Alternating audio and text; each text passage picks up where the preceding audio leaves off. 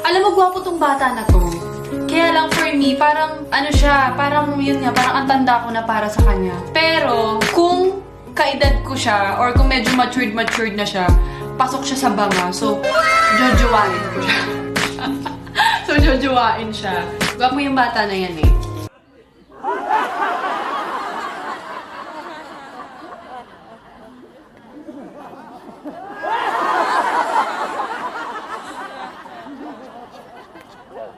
Alam mo, gwapo tong bata na to.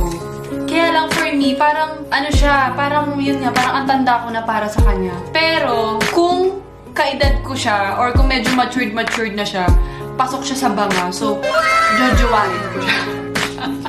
So, jojowain siya. Gwapo yung bata na yan eh.